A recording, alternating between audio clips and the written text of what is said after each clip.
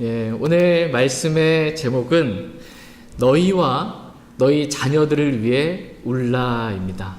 너희와 너희 자녀들을 위해 울라라는 제목으로 하나의 말씀을 나누는 시간 갖도록 하겠습니다.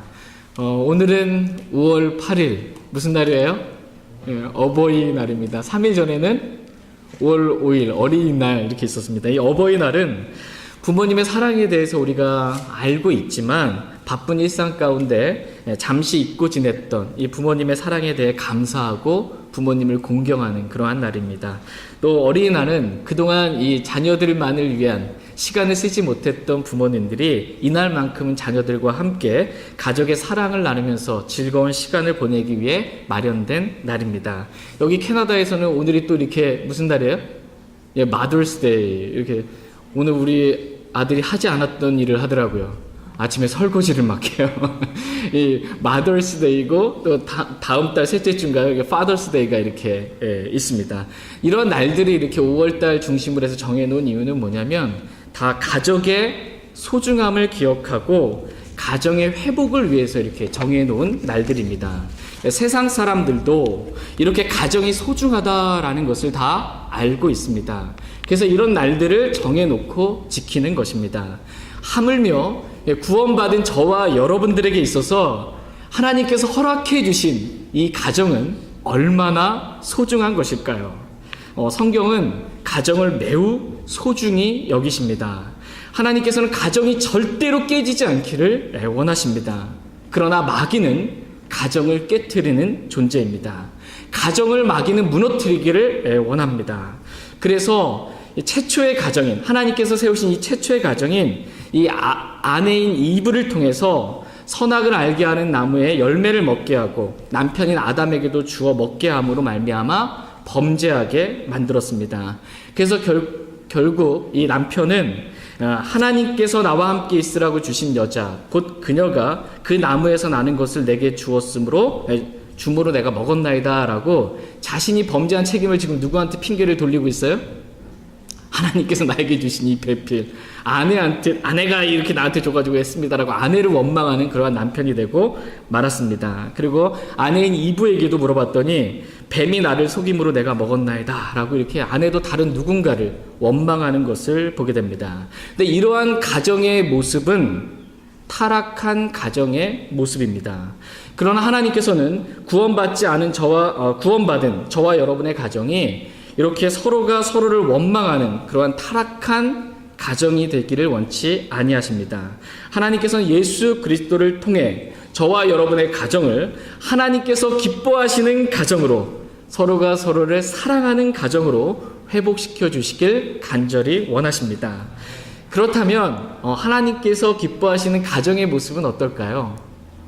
여러분의 가정의 모습을 한번 잠시 생각해 보세요. 하나님께서 기뻐하시는 가정의 모습입니까? 아멘! 막 이렇게 나와야 되는데, 오늘은 말씀의 빛 가운데 저희 자신을 한번 살펴보기를 원합니다. 기본적으로 하나님께서 기뻐하시는 가족의 모습은 가족 구성원 모두가 다 성령 충만한, 그러한 가족이 되기를 주님은 원하십니다.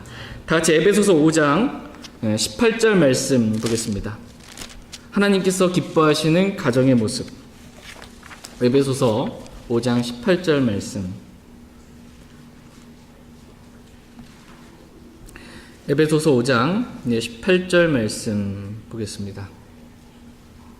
에베소서 5장 18절 말씀 같이 읽겠습니다. 술 취하지 말라. 거기에는 과도함이 있나니 오직 성령으로 충만하라. 아멘. 하나님께서 기뻐하시는 가정의 모습은 가족 구성원 모두가 술 취하지 않는 것입니다. 그러니까 술에 자기 자신을 내어주지 않는 것입니다. 그래서 술에 자기 입술을 내어주지 않기 때문에 술잔을 입술에다 대요, 안 돼요? 하나님께서 기뻐하시는 가정의 모습은 가족 구성원 모두가 술잔을 입에 대지 않습니다. 또한 술에 자기 눈을 내어주지 않기 때문에 술을 쳐다보지도 않습니다. 잠언 23장 31절에 너는 포도주가 붉거나 잔에서 제 빛깔을 내거나 스스로 똑바로 움직일 때 그것을 바라보지 말라 이렇게 말씀하고 계십니다. 이 포도주가 이렇게 붉게 잘 익었을 때 그걸 이렇게 한번 바라보게 되면 마음이 어떨까요, 보통? 탁 손가락 하나 이렇게 하면서 뭔가 이렇게 음미라도 해보고 싶고 이렇게 한 잔 먹고 싶은 그러한 유혹이 듭니다. 그래서 아예 바라보지도 말라 이렇게 성경은 말씀하고 계십니다. 하나님께서 기뻐하시는 가족은 가족 구성원 모두가 부모님부터 시작해서 아이들에 이르기까지 이 포도주 잔 이거 하나도 바라보지 않고 자기 입술에 대지 않는 그러한 가정입니다. 그러나 세상에 속한 가정은 어떻습니까? 이게 특별히 이렇게 기념일 되면은 분위기 한번 이렇게 근사한 레스토랑에 가가지고 분위기 한번 잡고 이렇게 딱 포도주 한 잔에 딱 따라서 한 잔 이렇게 먹고 싶은 그러한 가정이고, 식사할 때 또 어른들은 또 이렇게 반주라고 해가지고 한 잔씩 이렇게 놓고 이렇게 드시기도 하시고 밤 늦도록 술을 마시기도 하지만 하나님께서 원하시는 가정의 모습은 어떤 자리에서도 결코 술을 내 입술에 대지 않고 쳐다보지 않는 것, 술을 마시지 않는 가정이 바로 하나님께서 기뻐하시는 가정의 모습입니다. 그 대신 하나님께서 기뻐하시는 가정의 모습은 이 가족 구성원 모두가 술 취하지 말고 가족 구성원 모두가 성령 충만하게 되기를 하나님은 원하십니다. 그래서 하나님께서 술 취하지 말라, 거기에는 과도함이 있나니 오직 성령으로 충만하라 라고 말씀하시면서 가족 구성원들이 성령으로 충만함 가운데 서로가 서로를 어떻게 대해야 하는지에 대해서 구체적인 말씀을 기록해주고 계십니다. 먼저 성경은 아내가 남편을 어떻게 대해야 하는지, 성령 충만한 아내가 남편을 어떻게 대해야 하는지에 대해서 말씀해주고 계십니다. 다 같이 에베소서 5장 22절 말씀 보겠습니다. 18절 말씀에서 오직 성령으로 충만하라 라고 말씀하시면서 가족 구성원들이 다 성령으로 충만할 때 어떤 모습인지 한번 말씀하고 계십니다. 에베소서 5장 22절 같이 읽겠습니다. 아내들아 너희 남편에게 복종하기를 주께 하듯 하라. 아멘. 하나님께서 기뻐하시는 아내의 모습은 자기 남편에게 복종하기를 어떻게 한대요? 예, 주께 하듯 하라 이렇게 말씀하고 계십니다. 아내는 남편을 대할 때 저 왼수 이렇게 대하면 안 되고요. 아내는 남편을 대할 때 주께 하듯 그렇게 대해야 한다 이렇게 말씀하고 계십니다. 에베소 5장 24절 말씀도 보겠습니다. 24절 같이 읽겠습니다. 그러므로 교회가 그리스도께 복종하듯 아내들도 모든 일에서 자기 남편에게 복종할지니라. 아멘. 교회가 이 교회의 머리이신 그리스도께 복종하는 것은 지극히 당연한 일입니다. 이와 같이 아내들도 모든 일에서 자기 남편에게 복종하라 라고 말씀하고 계십니다. 하나님께서는 아내가 이렇게 남편에게 주께 하듯 모든 일에 복종하게 될 때 하나님께서 기뻐하십니다. 그러나 오늘날 이런 아내를 찾아보기는 매우 힘이 듭니다. 어떻게 이런 아내 있습니까? 모든 일에 남편에게 죽게 하듯 복종하는 그런 아내를 이렇게 좀 찾아보실 수 있습니까? 서로 다른 사람만 쳐다보시고 이런 아내를 찾아보기는 참 힘이 듭니다. 이유가 뭘까요? 왜 그럴까요? 아내가 성령 충만하지 않기 때문입니다. 성령으로 충만한 아내는 남편을 대할 때 죽게 하듯 모든 일에 복종하는 것, 이것이 쉽습니다. 근데 육신으로 충만한 아내는 그게 될까요? 안 될까요? 육신이 조금만 오잖아요. 남편을 대하는 게 벌써 이 소리부터 달라집니다. 이게 육신이 있으면 남편을 그렇게 대할 수가 없습니다. 죽었다 깨어날 일도 없겠지만 하여튼 무슨 일이 있는다 할지라도 육신이 있는 아내는, 성령으로 충만하지 않은 아내는 이렇게 한다는 것이 불가능한 것입니다. 그렇기 때문에 하나님께서 기뻐하시는 가정에 대해서 말씀하시기 전에 먼저 오직 성령으로 충만하라 라는 이 말씀을 먼저 주신 것입니다. 그래서 성령으로 아내가 충만하게 되면 이렇게 바뀌게 되고, 성령으로 남편이 충만하게 되면 이렇게 아내를 대할 수 있다라고 말씀하고 계십니다. 이제 하나님께서 남편에게 주신 그 말씀을 보도록 하겠습니다. 다 같이 에베소서 5장 25절 말씀 보겠습니다. 에베소서 5장 25절. 에베소서 5장 25절 같이 읽겠습니다. 남편들아 너희 아내 사랑하기를 그리스도께서 교회를 사랑하사 교회를 위하여 자신을 주신 것 같이 하라. 아멘. 하나님께서 기뻐하시는 남편의 모습은 아내를 사랑하는 것입니다. 근데 아내를 얼마만큼 사랑해요? 입술만 가지고 립 서비스만 하는 이런 사랑 말고 아내를 사랑하는데, 그리스도께서 교회를 사랑하사 자신을 내어주신 것 같이, 그렇게 자신의 생명을 내어준 것 같이 아내를 사랑한다라고 말씀하십니다. 그러니까 자기 아내를 죽기까지 사랑하는 남편이 되어야 한다라고 말씀하십니다. 타락한 아담과 같이 무슨 일이 있으면 아내 때문에 그렇다고 원망하거나 아내에게 책임을 돌려서는 안 된다라는 것입니다. 이러한 모습은 타락한 남편의 모습이지 성령 충만한 남편의 모습은 아닙니다. 성령 충만한 남편의 모습은 어때요? 아내를 죽기까지 사랑합니다. 그러니까 아까 아내에 대해서 말했던 형제도 얼굴이 빛났거든요.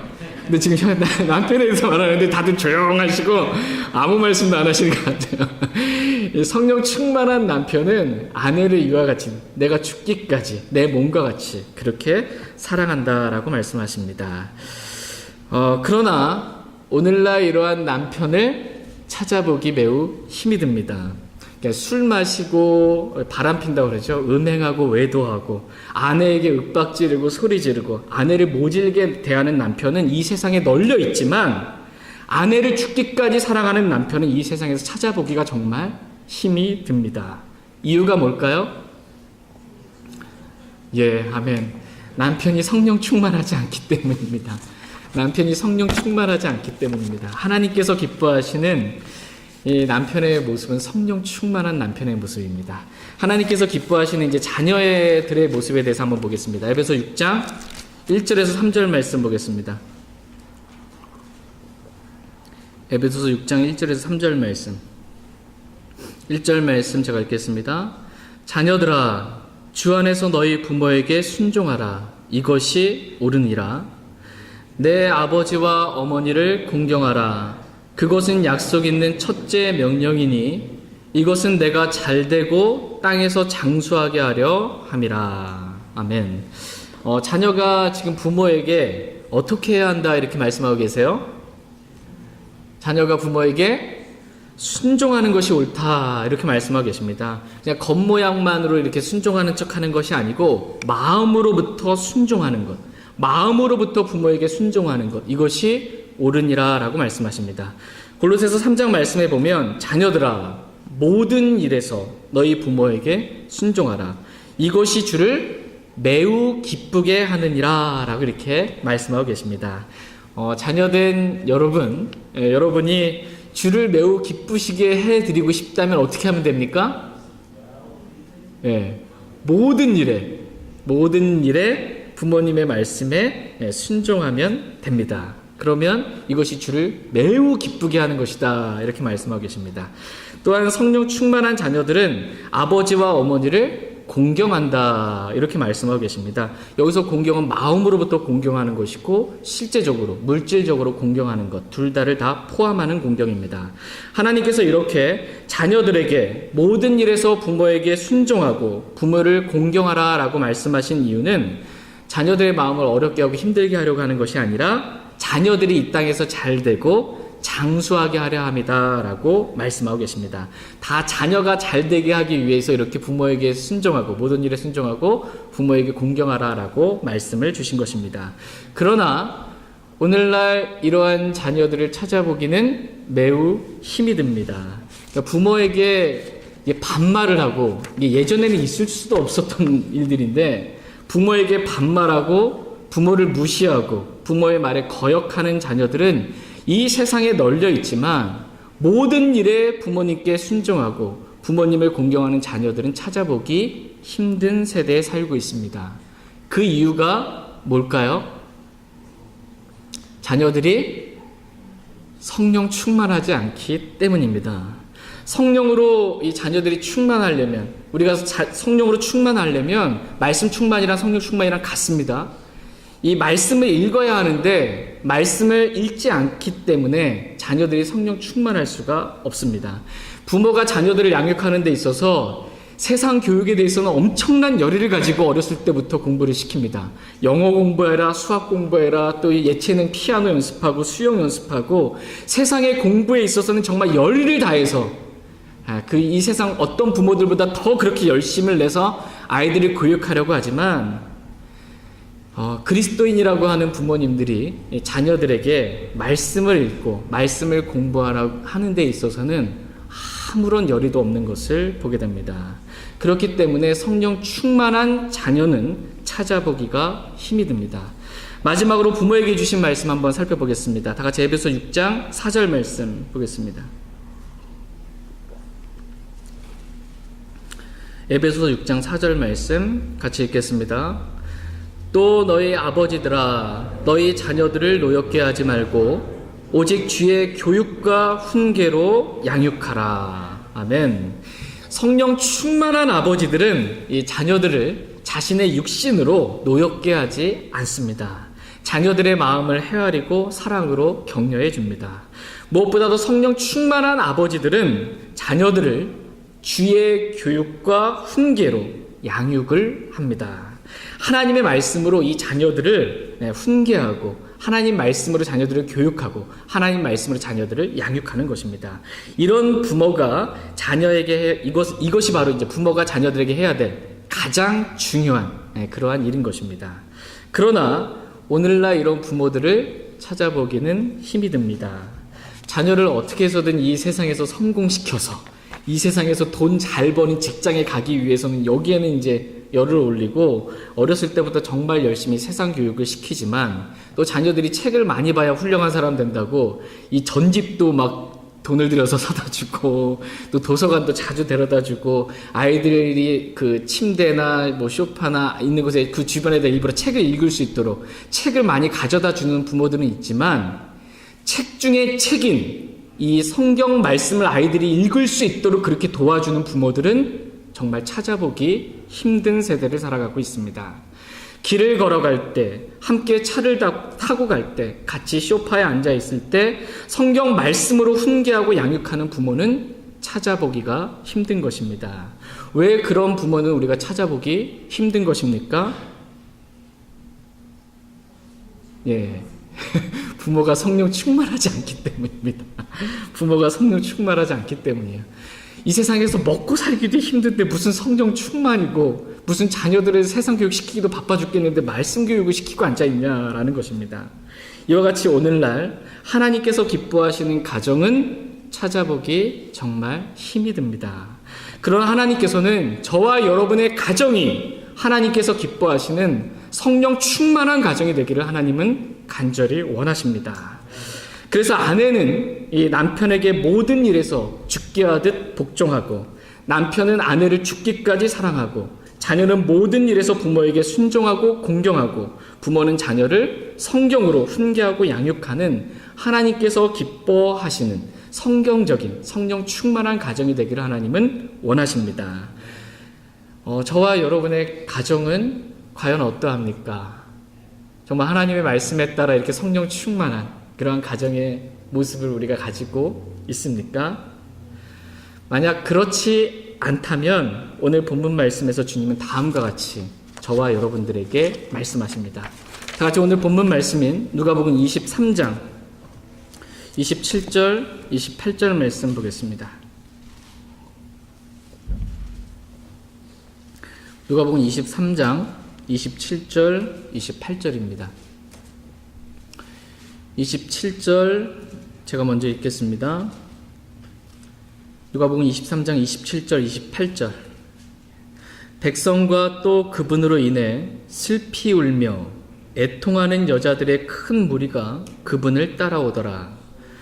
그러나 예수님께서 그들을 향해 돌이키시며 이르시되 예루살렘의 딸들아 나를 위해 울지 말고 너희와 너희 자녀들을 위해 울라. 아멘. 지금 예수님께서는 갈보리로 저와 여러분의 죄들로 인하여 죽기 위해 지금 갈보리 십자가로 가십니다. 많은 유대인들이 예수님을 메시아라고 생각하고 자신들을 바로 이 로마의 속박으로부터 구원해 주실 분이시다라고 여겼는데 그와는 정반대로 지금 예수님께서 아무 힘 없이 그냥 채찍에 맞고 그냥 죽기 위해 갈보리로 가시고 계신 것입니다. 이것을 보고 백성들과 여자들의 큰 무리가 자신들의 소망이 사라진 슬픔으로 인해서 이제 예수님께서 오셔서 이 천년 왕국 때처럼 우리를 이렇게 메시아 왕국, 그리스도의 왕국으로 이렇게 바꿔주실 거 여겼는데 예수님이 죽으러 가는 거예요. 자신의 소망이 사라진 것으로 인해서 울며 애통하는 마음으로 지금 예수님 뒤를 따라가고 있는 것입니다. 그때 예수님께서 자신의 뒤를 따라오면 울고 있는 그 사람들을 향해서 돌이켜서 다음과 같이 말씀하십니다. 나를 위해 울지 말고 너희와 너희 자녀들을 위해 울라. 이렇게 말씀하십니다. 지금 너희가 울어야 할 울음은 나를 위한 그러한 울음이 아니라 너희와 너희 자녀들을 위한 울음이다라고 말씀하고 계십니다. 모든 것을 다 아시는 하나님이신 예수님께서는 자신의 뒤를 따르는 유대인들과 그들의 자녀들, 그들의 후손들이 앞으로 당하게 될 하나님의 심판에 대해서 다 알고 계시기 때문에 지금 이 말씀을 하신 것입니다. 너희와 너희 자녀들을 위해 울라라고 말씀하셨습니다. 여기서 너희는 예수님 당시에 예수님의 거부한 유대인들로서 이들은 AD 70년에 이제 로마의 예루살렘이 완전히 멸망하게 되는 그 하나님의 심판을 경험하게 될 것이기 때문에 조금 있으면 너희가 이러한 심판을 지금 경험하게 될 것이기 때문에 너희를 위해 울라라고 이렇게 주님께서 말씀해 주신 것입니다. 또한 너희 자녀들을 위해 울라라는 말씀은 유대인들의 후손들이 이제 앞으로 대환란을 통과하게 될 것이기 때문에 야곱의 고난의 때를 통과하게 될 것이기 때문에 그 심판을 아시고 너희 자녀들을 위해 울라라고 말씀하신 것입니다. 그래서 오늘 본문 말씀 바로 이렇게 뒷구절부터 이어지는 말씀이 뭐냐면 대환란과 관련된 그러한 말씀이 이어지고 있습니다.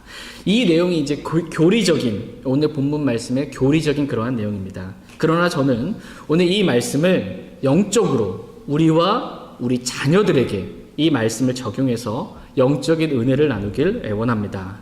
하나님께서 오늘 저와 여러분들에게 나를 위해 울지 말고 주님을 위해 울지 말고 너희와 너희 자녀들을 위해 울라라고 이렇게 말씀하고 계십니다. 오늘 우리가 울어야 할 울음은 우리와 우리 자녀들을 위한 울음이다라고 주님은 말씀하십니다. 고린도후서 7장 말씀에 기록된 말씀처럼 세상의 근심에서 오는 그러한 울음 말고 하나님의 뜻대로 하는 근심에서 오는 울음, 즉 회개에 이르게 하는 울음으로 울어야 한다라고 말씀하고 계십니다. 많은 사람들이 이 세상을 살면서 세상의 근심으로 인해 이 세상의 일들이 잘 풀리지 않는 것으로 인해 자신의 몸이 아픈 것으로 인해 근심하며 웁니다.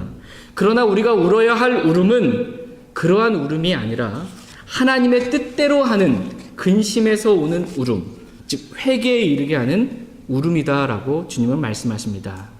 하나님께서 오늘 저와 여러분들이 하나님의 뜻대로 근심하며 회개의 눈물을 흘리기를 원하십니다. 저는 오늘 하나님께서 너희와 너희 자녀들을 위해 울라라고 말씀하셨을 때 우리가 울어야 할 눈물이 어떠한 것인지 크게 세 가지 종류의 눈물에 대해서 하나님 말씀을 나누기를 원합니다. 첫 번째 우리가 울어야 할 울음, 이 눈물은 죄에 대한 회개의 눈물입니다. 우리와 우리의 자녀들이 범한 그 죄에 대해서 회개하며 울어야 한다라는 것입니다. 마치 세리가 감히 서서 눈을 들어 하늘을 우러러보지도 못하고 다만 가슴을 치면서 하나님이여 죄인인 내게 긍휼을 베푸소서라고 이렇게 자신의 죄에 대해서 울었던 것처럼 저와 여러분들도 우리와 우리의 자녀들이 죄 가운데 범죄한 그 죄로 인해서 회개의 눈물을 흘릴 줄 알아야 한다라고 말씀하십니다. 죄는 율법을 범하는 것이니라 라는 말씀처럼 죄는 하나님의 법을 어기는 것입니다. 우리가 지금 율법 시대에 살고 있지 않기 때문에 율법을 지켜야 될, 율법 아래에 있지 않기 때문에 율법을 지켜야 될 의무가 없지만 우리는 하나님의 말씀, 하나님의 법을 지켜야 될 의무가 있습니다. 하나님의 법인 이 성경 말씀을 무시하고 산 죄에 대한 울음이 저와 여러분들에게 필요하다라고 주님은 말씀하십니다. 아내에게 주신 말씀을 어긴 그 죄에 대한 울음이 필요합니다. 아내는 남편에게 죽게 하듯 모든 일에 순종하지 않은 죄에 대한 눈물이 필요합니다. 남편은 아내를 죽기까지 사랑하지 않고 거칠게 말하고 모질게 대한 것에 대한 눈물이 필요합니다. 자녀는 모든 일에서 부모에게 순종하지 않고 거역하고 부모를 공경하지 않은 죄에 대한 눈물이 필요합니다. 무엇보다 부모는 자녀들을 주의 교육과 훈계로 양육하지 않은 죄에 대한 눈물이 필요합니다. 자녀를 말씀으로 양육해야 할 책임을 회피한 죄에 대한 눈물이 부모님께 필요합니다.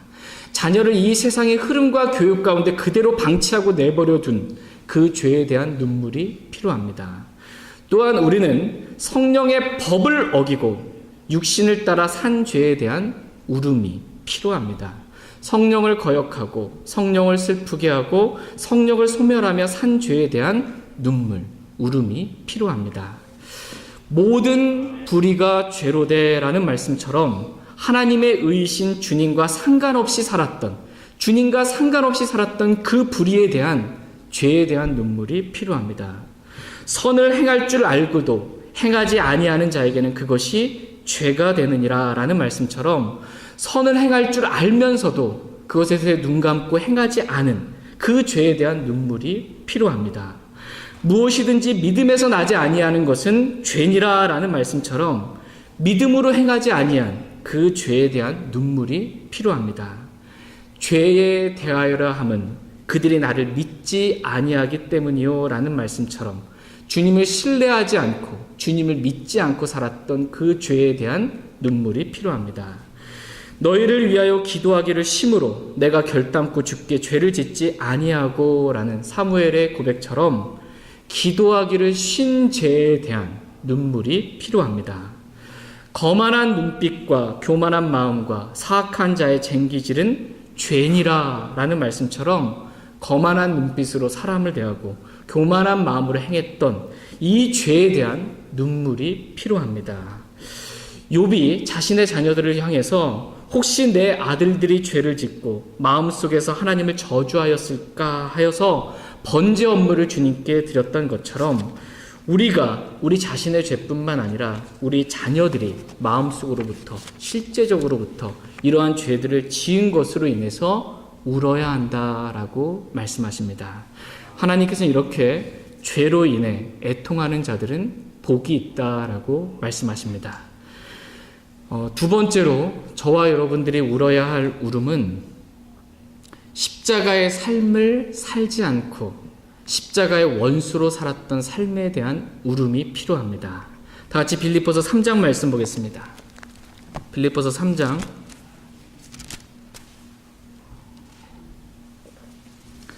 18절, 19절 말씀 보겠습니다. 항상 기뻐하라 라고 말씀하신 주님이 오늘은 울라고 말씀하고 계세요. 오늘 울어라. 너희와 너희 자녀들을 위해 좀 울어라. 이렇게 말씀하십니다. 빌립보서 3장 18절, 19절 말씀 보겠습니다. 18절 제가 읽겠습니다. 내가 여러 번 너희에게 말한 것 같이 지금도 눈물을 흘리며 너희에게 말하는 많은 사람들 곧 그들이 그리스도의 십자가의 원수로 걷느니라. 그들의 마지막은 파멸이요 그들의 하나님은 그들의 배요 그들의 영광은 그들의 수치스러운 일에 있고 그들은 땅의 일들을 생각하느니라. 지금 사도 바울은 눈물을 흘리면서 여러 번 눈물을 흘리면서 말했지만 지금도 내가 눈물을 흘리면서 지금 말한다라고 이렇게 말씀하십니다. 근데 이 사도 바울이 흘린 이 눈물은 뭐냐면 많은 사람들, 즉 그들이 그리스도의 십자가의 원수로 걷는 것으로 인한 눈물인 것입니다. 오늘 저와 여러분이 흘려야 될 눈물도 바로 이와 같은 눈물입니다. 내가 마땅히 십자가의 삶을 살아야 하는데 내가 그렇게 십자가의 삶을 살지 않고 그냥 육신으로 살아왔던 삶에 대한 회개의 눈물이 필요합니다. 땅의 것들만 생각하면서 뭘 먹고 살까 어떻게 살까 이렇게만 땅의 것들만 생각하며 십자가의 원수로 살았던 삶에 대한 눈물이 필요합니다. 근데 나뿐만 아니라 지금 내 자녀들도 보니까 십자가의 삶, 내가 죽고 내 안에 계신 그리스도께서 사시는 이 십자가의 삶에 대해서는 아예 인지하지도 못하고 그렇게 아예 살지도 않고 있는 그 자녀들을 위한 눈물이 필요하다라고 말씀하고 계십니다. 십자가에 관한 말씀이 내 안에서 다 빠져나가서 지금 육신으로 살아가고 있는 내 자신과 우리의 자녀들에 대한 눈물이 필요하다라고 주님은 말씀하십니다.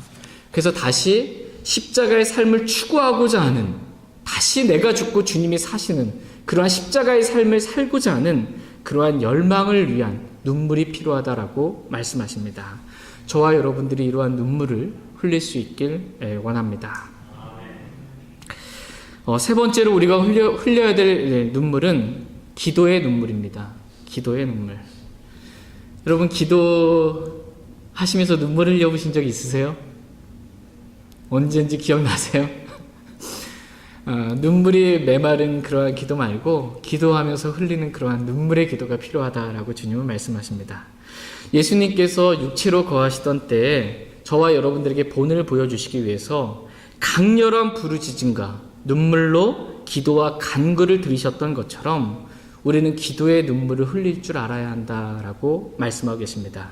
특별히 너희와 너희 자녀들을 위해 울라라는 이 주님의 말씀과도 같이 우리 자신과 우리의 자녀들, 주님을 떠나서 세상 가운데 살아가고 있는 우리의 자녀들을 위한 기도의 눈물이 필요하다라고 말씀하십니다. 이 기도의 눈물이 있어야 말씀의 씨가 자라서 열매를 맺을 수 있습니다. 우리는 우리 자신과 우리의 자녀들의 마음밭에 말씀의 씨를 뿌릴 책임이 있다라고 말씀하십니다. 사탄이, 이 마귀가 우리의 마음밭에 말씀이 아닌 이 세상에 정말 썩어 없어질 씨와 같은 다른 씨를 뿌릴 때 우리는 우리 마음밭에서 그 씨를 제거하고 우리와 우리 자녀들의 마음밭이 딱딱하게 되었을 때 그 마음밭을 부드럽게 갈아엎어서 그 마음밭에 말씀의 씨를 뿌려야 한다라고 말씀하십니다. 이렇게 우리와 우리 자녀들의 마음밭에 말씀의 씨를 뿌리는 것, 그래서 말씀으로 자녀들을 훈계하고 말씀으로 교육하고 양육하는 것이 하나님께서 저와 여러분들에게 주신 가장 중요한 특권이자 의무이다라고 주님은 말씀하십니다. 우리와 우리 자녀들의 마음밭에 말씀의 씨를 뿌리기 위해서는 먼저 성경을 읽어야 합니다. 성경을 읽어야 마음밭에 말씀의 씨가 뿌려집니다. 그런데 일주일이 지나도 한 달이 지나도 말씀을 읽지 않으면 마음밭에 말씀의 씨는 뿌려지지 않습니다. 교회 모든 예배에 빠지지 말아야 합니다. 예배에 빠지면서 나와 내 자녀들에게 말씀의 씨를 그 마음밭에 뿌리겠다. 불가능입니다. 예배에 참석을 해야 예배 가운데 선포되는 말씀을 듣고 그 마음밭에 말씀의 씨가 뿌려집니다. 말씀을 듣고 마음밭에 말씀의 씨를 뿌리게 되는 것입니다. 그리고 말씀을 암송하고 묵상하고 공부하고 연구하고 탐구해야 합니다. 우리뿐만 아니라 우리의 자녀들도 그렇게 되어야 한다라고 주님 말씀하십니다. 우리의 자녀들이 말씀을 읽는 모습 한번 상상해 보세요. 생각해 보세요. 우리의 자녀들이 말씀을 읽고 그 말씀을 묵상하고 그 말씀 가운데 주님께서 나에게 이렇게 이 말씀 주셨다라고 간증하고 이 말씀을 연구하고 공부하고 탐구하는 우리의 자녀들의 모습, 하나님 이렇게 되기를 원하십니다. 그래야 말씀의 씨가 우리와 우리 자녀들의 마음밭에 뿌려져서 열매를 맺을 수 있습니다. 이 말씀의 씨를 뿌렸잖아요. 여러분 농사 지신 적 있으세요? 작은 텃밭이라도 한번 갖고 본 적 있으세요? 씨를 이렇게 밭에다 뿌려요. 그러고 나서 꼭 하는 일이 뭐예요? 물 줍니다. 물 안 주고 그냥 놔두면 어떻게 됩니까? 씨가 자라진 않아요. 씨는 분명히 뿌렸는데 물을 주어야만 자랄 수 있다라는 것입니다. 이와 마찬가지로 저와 여러분의 마음밭에 또 우리의 사랑하는 자녀들의 마음밭에 말씀의 씨를 뿌려놓고 반드시 해야 될 일이 뭐냐 하면 기도의 눈물을 흘려야 된다는 것입니다. 수분을 줘야 돼요. 물을 줘야 된다는 것입니다. 말씀의 씨를 뿌리고 기도의 눈물을 부모가 흘릴 줄 알아야 한다라는 것입니다. 그래야 씨가 발아해서 자라서 기도의 눈물 가운데 이 말씀의 씨가 열매를 맺을 수 있게 된다라고 주님은 말씀하고 계십니다.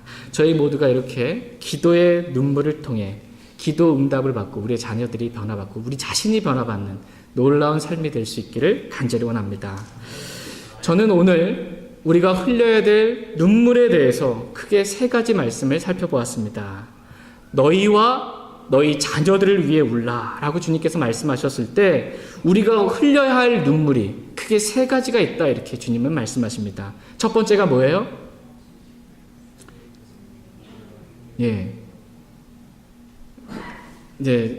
첫 번째 저와 여러분이 흘려야 될 눈물 첫 번째 죄에 대한 이 회개의 눈물을 흘려야 한다라는 것입니다. 두 번째는 우리와 우리의 자녀들이 십자가의 삶이랑은 전혀 상관없이 십자가의 원수들로 살았던 것에 대한 이 십자가에 대한 이 눈물이 있어야 한다라는 것입니다. 세 번째는 우리와 우리 자녀들을 위한 기도의 눈물이 있어야 한다라고 주님 말씀하십니다. 하나님께서 오늘 저와 여러분들에게 이러한 눈물을 흘리라라고 이렇게 주님은 말씀하고 계십니다.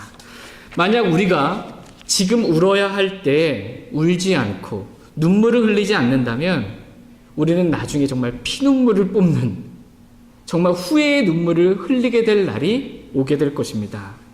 장자권을 무시하고 팔아넘긴 에서와 같이 통곡하며 눈물을 흘릴 날이 있게 될 것입니다. 지금 우리가 눈물을 흘리지 않는다면 우리는 그리스도의 심판석에서 눈물을 흘리게 될 것입니다. 내가 왜 그때 죄에 대한 회개의 눈물을 흘리지 않았나? 내가 왜 그때 십자가의 삶을 살지 않았나? 그래서 왜 이렇게 모든 것들이 다 불타 없어졌나? 내가 왜 그때 기도하며 살지 않아서 이렇게 일들이 망쳐놨나? 후회의 눈물을 우리는 지금 울지 않으면 그리스도의 심판석에서 울게 될 것입니다. 우리뿐만 아니라 우리의 자녀가 구원받았다면 우리의 자녀들 역시 그리스도의 심판석에서 회개의 눈물을 흘리게 될 것입니다. 정말 어쩌면 내가 복음을 전할 줄도 몰라서 심지어 내가 자녀들에게 복음을 전할 줄도 모르고 자녀들에게 복음을 전하지 않아서 우리의 사랑하는 자녀들이 구원받지 못하게 됐다면 신왕자 심판석에서 우리의 자녀들이 불호수에 던져지게 되는 것을 바라보면서 우리는 눈물을 흘리게 될 날이 오게 될 것입니다. 그러므로 하나님께서는 오늘 저와 여러분들에게 말씀하십니다. 너희와 너희의 자녀들을 위해 울라라고 이렇게 말씀하십니다. 지금 울면 우리는 그리스도의 심판석에서 또는 신왕자 심판석에서 울지 않을 수 있으니 지금 울라라고 말씀하고 계십니다. 저희 모두가 지금 눈물을 흘릴 수 있게 되길 애원합니다. 우리 자신과 우리 자녀를 위해 울길 원합니다. 밤에 여러분 잠자리 들기 전에 사랑하는 자녀를 위해서 이렇게 방에 몰래 가서 한번 이렇게 손을 잡고 한번 기도해 주시길 바랍니다. 아침에 일찍 일어나서 자녀를 위해서 이렇게 기도해 주시기 바랍니다. 그러할 때 저희 모두가 기쁨으로 이 기도의 눈물을 흘릴 때 기쁨으로 열매를 거두게 될 것입니다. 다 같이 시편 126편 5절 6절 말씀 읽고 오늘 말씀 마치겠습니다. 시편 126편 5절 6절 말씀. 시편 126편 5절 6절 말씀 읽고 오늘 말씀 마치겠습니다. 시편 126편 5절 6절입니다. 5절 제가 읽겠습니다. 눈물을 흘리며 씨를 뿌리는 자들은 기쁨으로 거두리로다.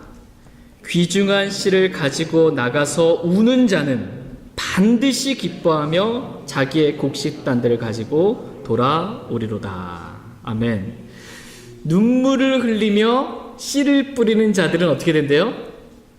기쁨으로 거두리로다 이렇게 말씀하십니다. 여기서 중요한 말씀은 뭐냐면 눈물을 흘리며입니다. 눈물을 흘리며 씨를 뿌려야 한다. 눈물을 흘리며 말씀의 씨를 뿌려야 한다라는 것입니다.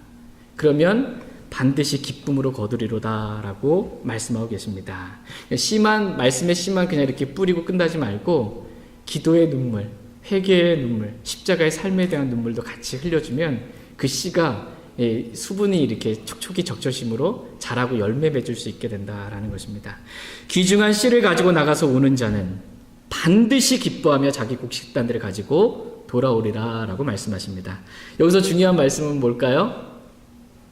반드시요, 반드시 기뻐하며 열매를 거두게 될 것입니다. 저희 모두가 너희와 너희 자녀들을 위해 울라라는 이 말씀에 따라 우리와 우리 자녀들의 마음밭에 말씀의 씨를 뿌리며 회개의 눈물과 십자가의 삶에 관한 눈물과 기도의 눈물을 흘림으로 풍성한 열매를 맺고 그리스도의 심판석에서 충분한 보상을 받는 저와 여러분들이 될 수 있길 간절히 원합니다. 다 같이 일어나셔서 오늘 들으신 말씀 기억하시고 개인적으로 하나님 앞에 나아가 기도하는 시간 갖도록 하겠습니다.